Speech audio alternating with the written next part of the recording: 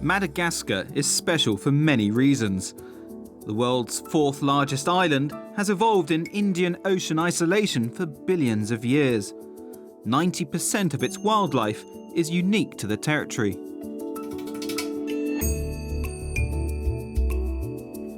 Over 20 million people live here, many in considerable poverty.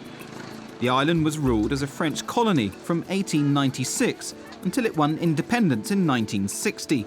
But there is one legacy from that colonial era that unites this incredible place to this very day. Wherever you go, there are scenes like this. Rugby rules. There are over 160 clubs in the capital Antananarivo alone. The country has over 22,000 registered players, and club matches in the top division attract average crowds of 8,000, with extensive television coverage. Quite simply, this is probably the most fanatical rugby region to be found anywhere on Earth.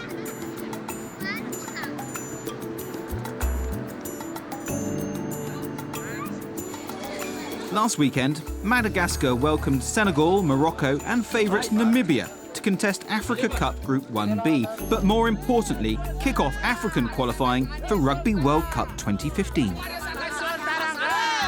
We start the process this year for the Rugby World Cup 2015 in England.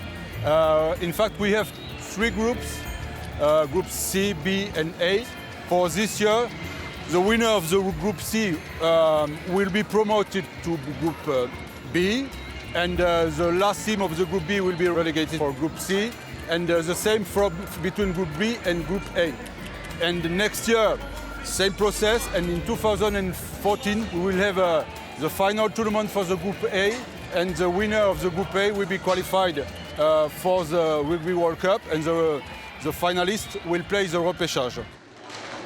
In the first round of matches earlier in the week, the tournament favourites Namibia had narrowly defeated Senegal, while Madagascar had pulled off a shock victory over Morocco.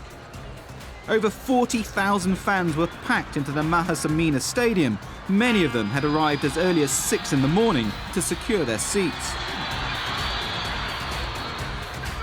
First up was the third and fourth place playoff between Senegal and Morocco. A scrappy first half saw Morocco take a half-time lead of 17-9. For the loser, it would be the end of their chance of heading to England in 2015.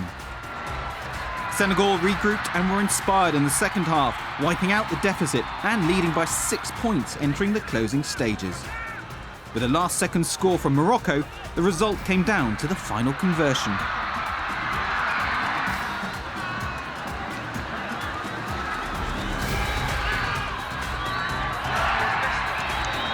The kick was missed. However, unsportsmanlike conduct from Senegal meant a retaken kick and a second chance at glory, but it was not to be. Heartache from Morocco, and relegation means their World Cup dream is over.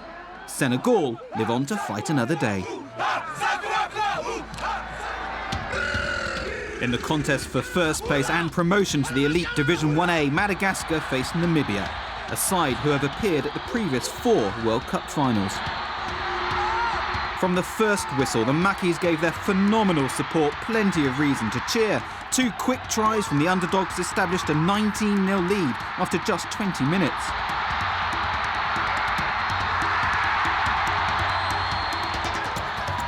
Namibia were ranked 35 places above Madagascar, but the home side were far from overawed.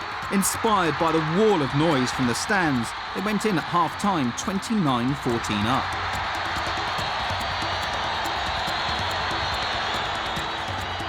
The visitors had many of their World Cup squad in action, and that experience started to show as they dominated the third quarter. Madagascar looked a beaten side as they trailed 43-29 with 10 minutes to play. Even some of their fanatical support began to lose faith, but all was not lost. Madagascar produced a moment of magic. A further try and conversion moments before the final whistle tied the scores at 43-all. Extra time would be required. Namibia once again took control. A try and a drop goal established an 8-point cushion. Roared forward by the crowd, Madagascar pulled back to within a point.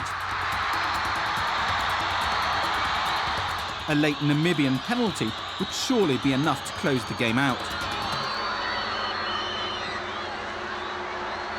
But this epic encounter had time for one final twist.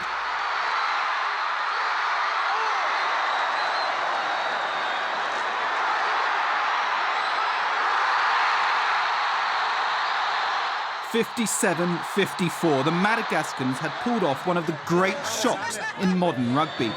When these two sides played each other 10 years ago, the result was a Namibian victory by over 100 points. Madagascar have now gained promotion to the top African qualifying group and put themselves well in contention for 2015. Could there be a new side on the plane to England in 3 years? Perhaps. But if qualification was based on national pride and passion, Madagascar would surely already be competing with rugby's elite.